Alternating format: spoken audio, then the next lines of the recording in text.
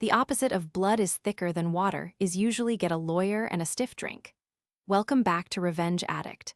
Grab your snacks, settle in, and remember, the people in these stories had every chance to behave themselves. They just chose wrong. Hit that like button, subscribe to the channel, and drop a comment telling me about the time your own family tried to pull something stupid. I read every single one. Now let me tell you about the night I learned that being forgotten is a gift, because it means you never have to pretend to be grateful again. My name is Mara Chen, and I am 34 years old. I live in a small apartment in Seattle that smells like old books and the Thai takeout I eat 3 times a week. I am a forensic accountant, which is a fancy way of saying I follow money through dark alleys and watch rich people sweat when I find where they hid it. My father, Harold Chen, built a regional grocery chain called Chen's Markets from a single dumpy convenience store in Tacoma. 53 locations, 400 million in annual revenue. A whole lot of people in this city owe their paychecks to his obsession with stacking canned goods just so. I grew up stacking those cans. I learned to count inventory before I learned to ride a bike. My brother, Preston Chen, is 2 years older than me and has the moral backbone of a wet napkin. The first time I met Preston as a conscious human being, I was a newborn and he was a toddler. And according to family legend, he tried to roll me off the changing table because I was getting too much attention. That story was always told as a joke. It was not a joke. Preston is the kind of person who shakes your hand with both of his, a double-handed shake. And the thing you have to understand about the double-handed shake is that it means either you are deeply sincere or you are deeply calculating. Preston's hands always felt like cold cuts wrapped in silk. He went to a fancy business school. He married a woman named Brittany who posts pictures of her smoothie bowls. He has never once in his life wondered if the people who clean his office have names. My father loves him with the blind, desperate love of a man who sees himself in his son and refuses to look closer. The invitation arrived on a Tuesday. Thick cream cardstock, embossed gold letters. My father's retirement gala, black tie, at the Fairmont Olympic Hotel in downtown Seattle. I almost threw it in the recycling because I assumed it was another donation request from my cousin's weird church. But I opened it, and there was my name, printed neat and tidy, plus one guest if I wanted. I did not want a guest because I had recently broken up with a man who used the word synergy in casual conversation. That is a separate revenge story for another time. I RSVP'd yes mostly out of obligation, and partly because I wanted to see the look on Preston's face when I ate the shrimp cocktail he probably thought he was too good for. I bought a dress. Dark green, long sleeves, high neck, the kind of dress that says I am here to observe you, not to impress you. I spent $200 on shoes that hurt my feet because that is the price of admission to rooms full of people who have never wondered if they can afford rent. The night of the gala, I took a car service because I wanted to have a drink and I did not want to explain to a police officer why I was crying in my vehicle about my dead mother. My mother, Elaine Chen, died when I was 19. She was the only person in that family who looked at me like I was a person instead of a project. She kept a small box of my childhood drawings in her closet. She called me every Sunday, even when I was in college and hungover and grumpy. When she got sick, I took a leave from school to sit with her during the chemo treatments, and my father came to the hospital exactly 3 times. Preston came once, complained about parking, and left after 20 minutes.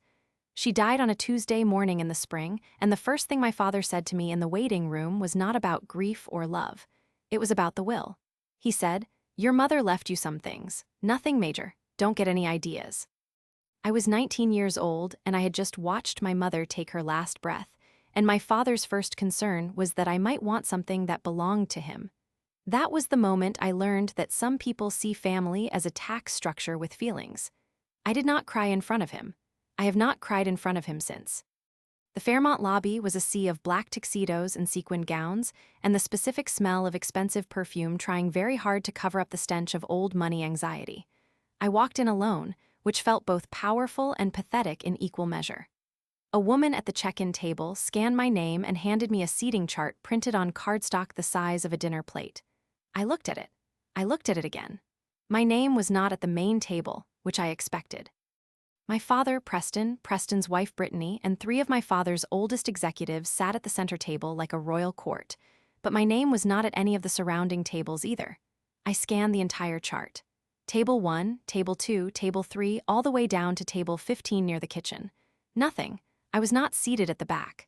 I was not seated near the bathrooms. I was not seated at all. For a long moment, I thought there had been a mistake. A clerical error. Someone typed a name wrong. I am a forensic accountant. I know that mistakes happen, but I also know that mistakes usually benefit the person who made them. I found the event coordinator, a nervous woman in a navy blazer named Diane who looked like she had been yelled at 3 times already that evening. I held up the chart and said, "I think there's been an error. I don't see my name." Diane's face did the thing that faces do when they know something they do not want to say. She hesitated. She looked over my shoulder toward the ballroom. Then she said, very quietly, "Your family said you wouldn't be attending?" I blinked. "I RSVP'd yes, 3 weeks ago." Diane swallowed.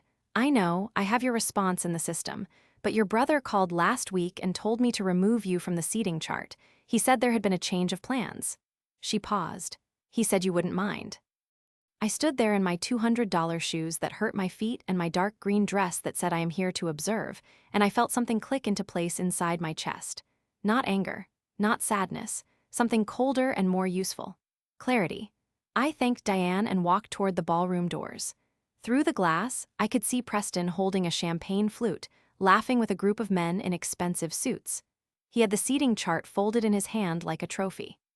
He was explaining something to one of the executives, gesturing with the chart, and the executive laughed. Preston looked happy. He looked like a man who had solved a problem. The problem, apparently, was me. I stood outside those doors for exactly 90 seconds. I counted. And in that time, I did not think about my father or my brother or the dress code or the shrimp cocktail.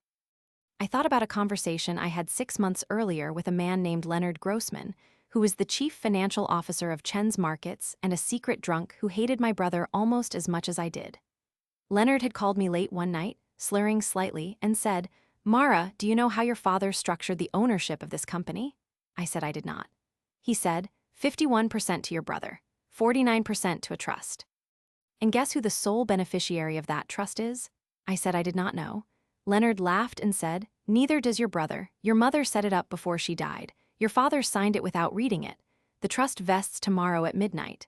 I had spent the next 6 months quietly, patiently, obsessively confirming what Leonard told me.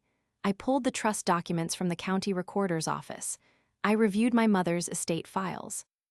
I hired a lawyer named Margaret Okonkwo who specializes in corporate succession and has the kind of calm, terrifying competence that makes weak men sweat through their shirts.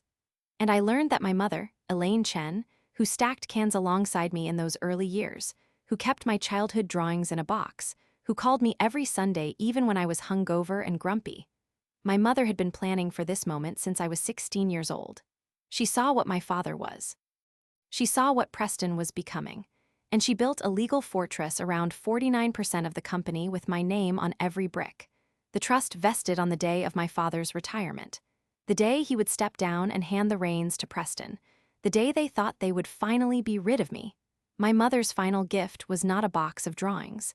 It was a loaded gun wrapped in a shareholder agreement.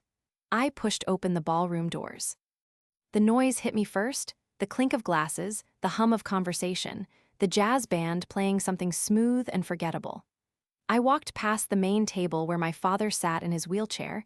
His knees had given out the year before, too much time on concrete floors, and he looked up at me with an expression I cannot quite name. It was not surprise. It was not happiness. It was the look of a man who had convinced himself that a problem had solved itself and was now watching that problem walk toward him in a dark green dress. I did not stop. I walked straight to the bar, ordered a whiskey neat, and took a seat at an empty high top near the back wall. From there, I had a perfect view of the entire room. I watched Preston work the crowd. He was good at it, I will give him that. He remembered names. He laughed at the right moments. He put his hand on people's shoulders like they were old friends. But I noticed the small things. The way his eyes tracked the door every few minutes. The way he checked his phone under the table. The way Brittany kept touching his arm like she was steering a boat that wanted to drift off course. They were looking for someone. They were looking for me. Here is a thing I have learned about people who try to erase you. They cannot stop thinking about you. The erasure is not for you. It is for them. They need to believe you are gone because your existence is a mirror that shows them exactly who they are. Preston did not remove me from the seating chart because he forgot about me. He removed me because he could not stand the idea of me sitting 2 tables away, watching him pretend to be the son our father always wanted. I sipped my whiskey and I waited. The dinner was served. Salad, then a filet mignon that was fine but not great, then a chocolate mousse that was better than it had any right to be. I ate everything because I was hungry and because I believe in taking what is offered even when it comes from people who wish you did not exist. The speeches started around 9. My father's longtime assistant, a woman named Carol who has worked for Chen's Markets for 31 years, gave a rambling tribute that made half the room cry. Then one of the executives gave a toast about growth and legacy and the American dream. Then Preston stood up. He walked to the podium like he had been practicing the walk for months.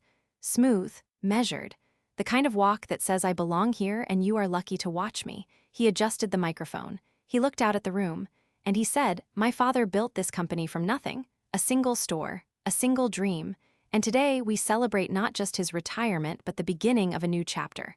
A chapter I am honored to write with all of you." The room applauded. Preston smiled. And then he said something that made my blood go cold in the most satisfying way. He said, "My father always said that family is the foundation of everything we do, and tonight I am so grateful that my entire family is here to celebrate with us." He paused. He looked directly at the main table, at my father, at Brittany, at the executives. He did not look at me. My wife Brittany, my father Harold, and all of you who are family to me in every way that matters. He did not say my name. He did not look in my direction. He erased me again in front of 400 people with a smile on his face and a microphone in his hand. If you have made it this far, do me a quick favor. Hit that like button and subscribe. It costs you nothing and means everything to this channel.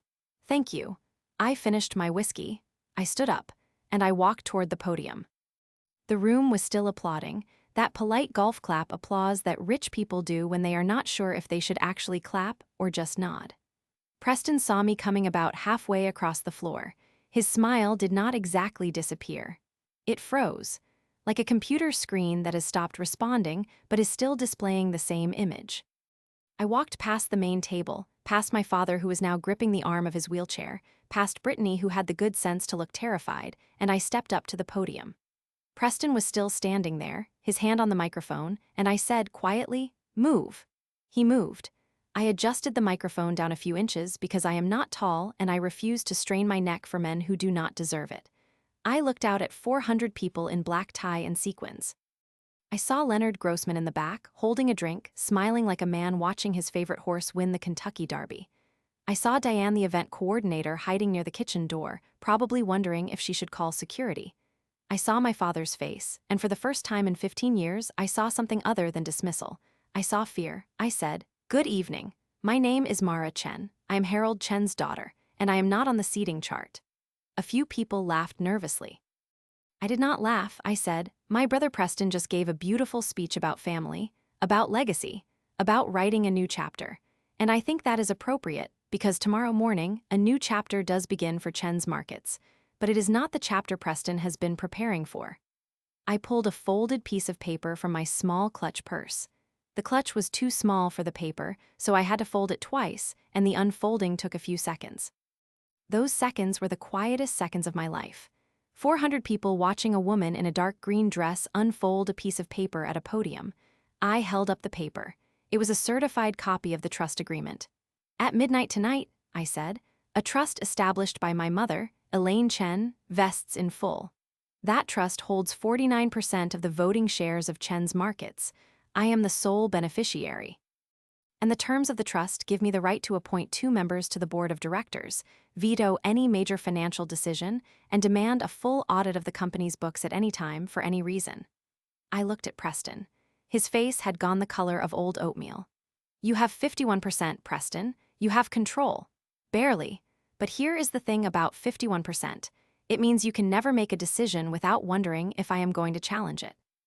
It means every single person in this room who works for this company is going to ask themselves whether they should be loyal to you or to the woman who can audit their expense reports down to the penny." I folded the paper again and put it back in my clutch.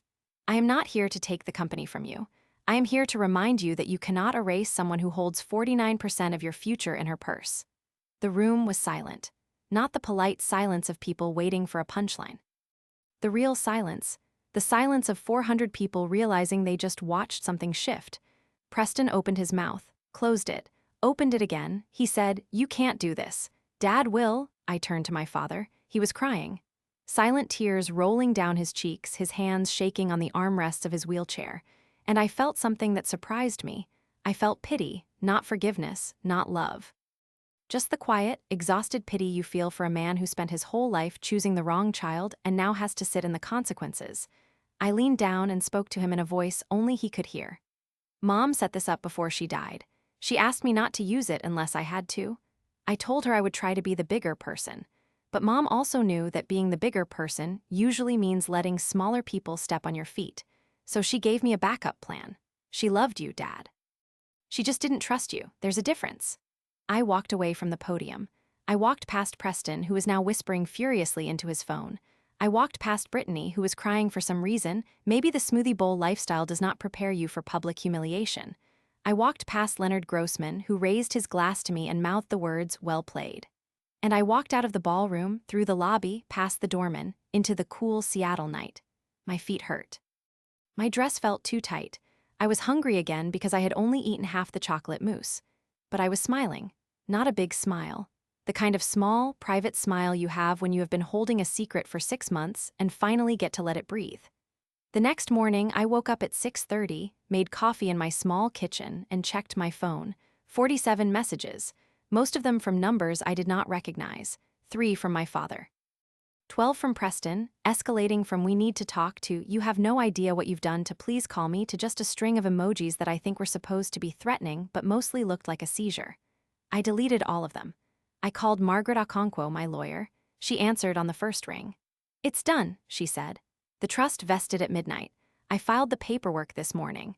You are officially the largest minority shareholder in Chen's Markets. Congratulations." I said, "What happens now?" Margaret laughed.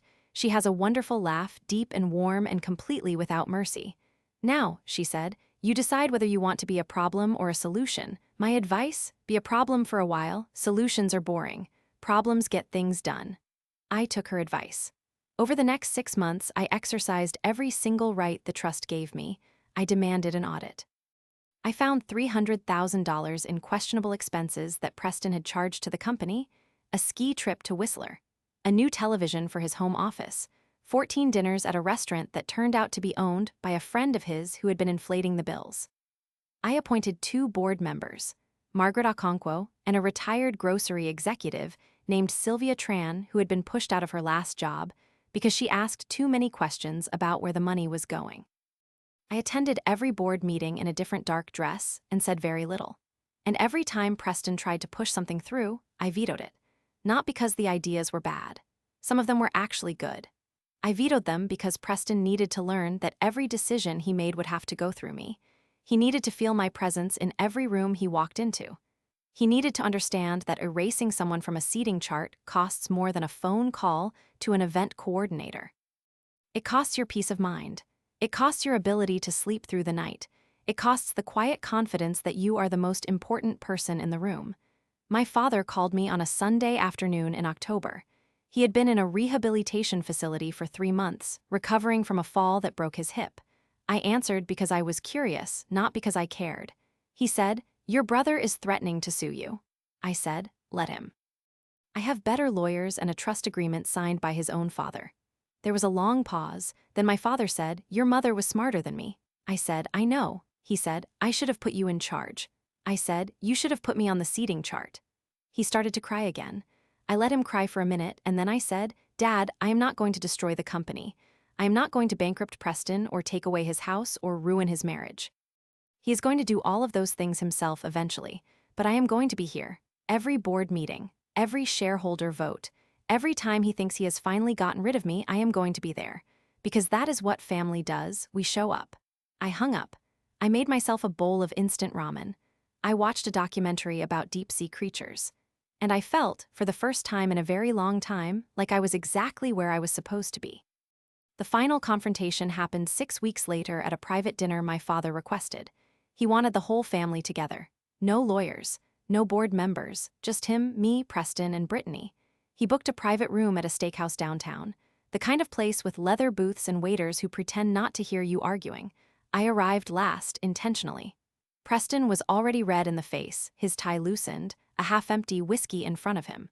Brittany looked like she had been crying. My father sat in his wheelchair at the head of the table, looking smaller than I remembered. I sat down across from Preston and ordered a glass of Cabernet. The waiter brought bread. No one touched it. My father spoke first. "I want you two to make peace." Preston slammed his hand on the table. "Peace? She has cost this company $4 million in legal fees and lost productivity. She has turned every board meeting into a circus. She is—" I cut him off. "I am the reason the company still has a chief financial officer who isn't stealing from you. Leonard Grossman showed me the books, Preston, not because he likes me, because he was afraid of what you would do once Dad was gone." Preston's face did something interesting. It went from angry to confused to something that looked almost like recognition. "What are you talking about?" I pulled out my phone. I had prepared for this. I am a forensic accountant. Preparation is what I do. I opened a file and slid the phone across the table. "That is a summary of the expenses you charged to the company over the last 18 months. The ski trip, the television, the 14 dinners, plus a few things Leonard found after I asked him to dig deeper. A lease on a car for Brittany, a renovation of your home kitchen, $47,000 in charges to a personal credit card that you coded as consulting fees."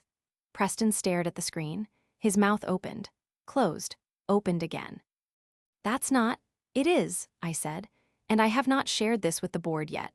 I have not shared it with the auditors. I have not shared it with the press, although I have a very nice email drafted to a reporter at the Seattle Times who has been asking questions about corporate governance at family-owned businesses." I took a sip of my wine. "I am not going to destroy you, Preston. I told you that, but I am going to remind you of something you said at the gala. You said you were grateful that your entire family was there to celebrate with you. You said family is the foundation of everything." I set my glass down. "I am your family, and I am going to be the foundation you have to build on whether you like it or not." Preston did not say anything. He stared at the phone. Brittany started crying again. My father reached across the table and put his hand on mine. His fingers were cold and bony. "Your mother would be proud of you," he said. I looked at him. "She would be proud of me for protecting what she built. She would not be proud of me for sitting at this table with a man who erased me from a seating chart and a brother who thinks I am a problem to be solved." I stood up. I pulled a folded piece of paper from my purse, not the trust document this time, but something else. "This is a proposal. I am willing to sell my voting shares back to the company at fair market value on one condition. The company establishes a nonprofit foundation in my mother's name. The foundation funds scholarships for first-generation college students in Washington state. Preston, you will be the chair of the foundation's board. You will attend every meeting. You will sign every check. You will spend the rest of your career giving away money to kids who remind you of the sister you tried to erase." I put the paper on the table in front of him. "You have 30 days to decide. If you say no, I stay on the board. I keep vetoing your decisions. I keep auditing your expenses. And I start attending every single company event, including the holiday party, where I will stand next to the eggnog and tell anyone who asks about the time my brother tried to remove me from a seating chart." I walked out of the steakhouse. The air was cold and clean. I got in a car service and went home to my small apartment with the old books and the Thai takeout containers. I made myself a cup of tea. I sat on my couch. And I thought about my mother. She died when I was 19, and the last thing she said to me was not about love or legacy or family. She was very weak by then, her voice a whisper. She said, "Mara, be patient. The people who forget you now will need you later. Make sure you remember that." I have remembered it every single day for 15 years. And the thing that no one in that ballroom knew, not my father, not my brother, not the 400 people in black tie and sequins, was that my mother had also given me a second trust. A smaller one that did not vest until I turned 40. It contained the remaining 9% of the company, the 9% that would push me over the edge into majority ownership. I had not mentioned it at the dinner. I had not shown it to Margaret. I had not even looked at the documents in 2 years, because my mother also taught me that the best revenge is not the one you take. It is the one you hold in your hand, fully loaded, and choose not to fire. That is power. That is control. That is the difference between a woman who wins a battle and a woman who has already won the war before the first shot is fired. Preston signed the agreement 28 days later. The Elaine Chen Foundation now gives away about $2 million a year in scholarships. I am on the board, but I do not attend the meetings. I do not need to. I know Preston thinks about me every time he signs a check. I know he wonders if I am going to show up at the next holiday party or the next board meeting or the next family dinner. I let him wonder. That is my gift to him. Uncertainty. The one thing he can never erase. If you enjoyed this story, you're officially a revenge addict. Hit that like button, subscribe, and follow for more tales of patience, paperwork, and people who should have just left a seat at the table. I will see you in the next one.